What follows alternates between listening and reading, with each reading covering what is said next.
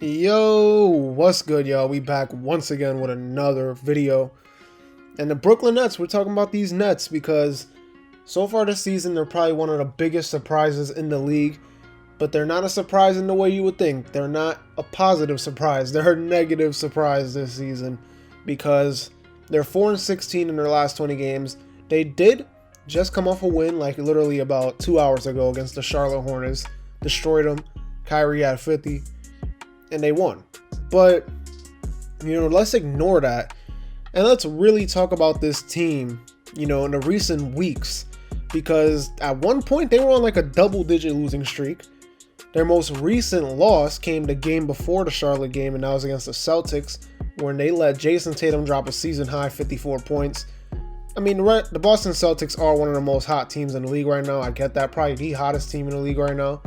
But there is still a lot to be concerned about this team, even though there's a lot you can be positive about with this team going into the postseason. But Kyrie Irving and Kevin Durant have played in the past 2 games because they are away games, so Kyrie can play. Still no Ben Simmons because he's still out. We don't know when he's coming back to play. But this team has pretty much been a roller coaster ride all season, and right now they're 8th in the Eastern Conference, but they're only 1 game away from being 10th. If you would have said to me in the beginning of the year that the Brooklyn Nets, with the talent they have, would be 1 game back of being the 10th seed in the Eastern Conference, which would be the last play-in spot, I would have called you crazy. There's no way I would have believed you. Now, obviously, the big problem is Kyrie Irving and the mandate issues because he can still only play away games, no games at the Barclays Center. Then there was the James Harden drama, which has now turned into the Ben Simmons drama. Not as big drama as James Harden's was because he was playing. But Ben Simmons, they need to know when he's going to get back on the court. They don't even have a timetable yet. They're trying to ramp him up to be ready, but we still have no timetable on when he's going to come back. And the one that caused for them to be an under 500 team in the past recent weeks was obviously the MCL injury to Kevin Durant, when they were the 1 seed in the Eastern Conference, and they dropped all the way out of the playoffs and into the play-in race when he got hurt. But not only have those off-court / on-court issues have been a problem, but really when they're playing, there's a lot of things wrong with this team. They're a confusing team. The Nets obviously got talent when healthy, but when you check the stats, they're an above-average offensive team, as expected. But on the other end of the floor, not so much. And I've been saying this from the beginning of the season, even last season when they had James Harden, for the first time. I've been saying, even though this season they started off as a pretty solid defensive team, I just didn't like it. I just didn't see it as sustainable when you look at the personnel they have. Right now, they're 22nd in opponent points per game. They're 23rd in defensive rating. And they've been this type of team for quite a while now. They still, in my opinion, have a big man issue on the defensive end. Even though they acquired Andre Drummond, that still isn't solving the shot blocking presence issue that they basically haven't had since getting rid of Jared Allen in the James Harden trade, who, by the way, became a first-time All-Star this season for the Cavs. But that's a different discussion. A lot of people still believe that the Nets will be a title contender even with the issues, which makes sense because if you want to believe that, it's okay because obviously they have, in my opinion, the best player in the world in Kevin Durant, and they have 2 stars next to him, on paper at least, because they're not always on the floor with him. But I just don't believe in them as much as others because who knows what's going to happen with Kyrie, especially since they lifted the mandate, but he still can't really play in home games. Barclays Center has their own rules, I guess, right now. Then, like I said earlier, Ben Simmons hasn't played all season and reportedly is dealing with back problems. So let's think about this. Let's just say the Nets have a fully healthy team and they're eligible to play Kyrie Irving and they're ready to go out there and roll out, play playoff time. Come play playoff time.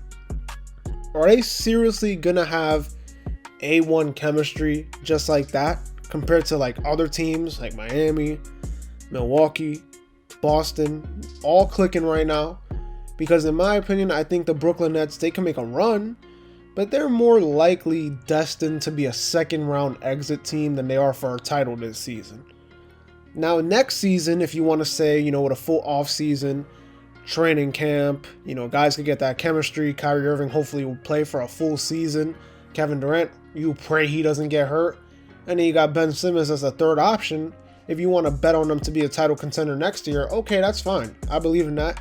And I can definitely co-sign that. I could definitely agree with them being a title contender next year. But for this current season, how are we going to expect for this team to really be that good if they don't have chemistry fully yet? Kyrie Irving still hasn't even played 20 games yet, if I'm not mistaken. Ben Simmons has played 0 games. Kevin Durant, who's out of all the stars has played the most games, he still hasn't even matched up to James Harden's amount of games with the Nets. James Harden played 44 games with the Nets. Kevin Durant has played 39. I mean, there's a lot of questions about this team. Obviously, they added Goran Dragic.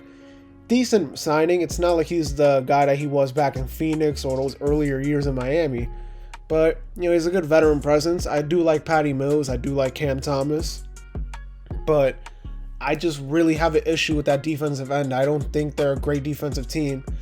Maybe Ben Simmons could change that a little bit because, you know, Kevin Durant is not a bad defensive player and Ben Simmons is one of the most elite defensive players in the whole NBA. Maybe he can change that a little bit. But do I see them as good as a team as Milwaukee is? You know, Milwaukee's pretty good. I don't care if they're like, I mean, even though I don't know where they're at right now because I don't have the standings in front of me. And obviously, the Eastern Conference standings change like every single day with the way the 1 through 5 seed keep flipping back and forth. But I just don't see them as good as Milwaukee is. Miami's really good.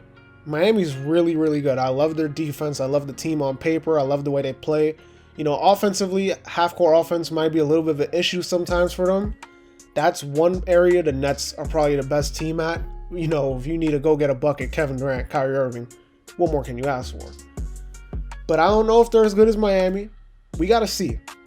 If these guys come back and they play full-time before the season ends and they get a little bit of chemistry, just a little, and they show that they can beat any team in the league in a series, like they're that dominant, okay, then I could see them maybe making a run at things. But right now, I just see them losing in the second round, to be honest with you.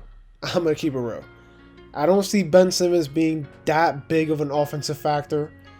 Maybe defensively, like I said, he could do some things, but I just don't know. I really don't know. I still look at that big man issue. This is why I say the James Harden trade, even though they got Ben Simmons and they got some good players in return, you know, when you go back, James Harden being traded for Jared Allen and them, I don't know if I like Jared Allen being traded. I don't know. I didn't really like it at the time, even though James Harden's an elite player, we get that. I just wasn't feeling the fact that they lost one of the most elite shot blockers in the league. And ever since that day, they have never been a good shot blocking team or a good team, you know, paint defense, holding it down in that aspect. They just haven't. So we got to see what they do. We got to see. I'm going to still hold out.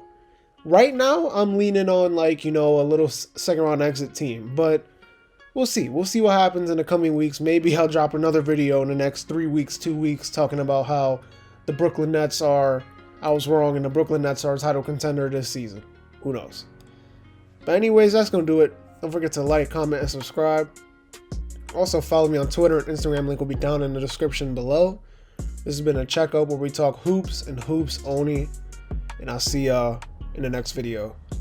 Peace.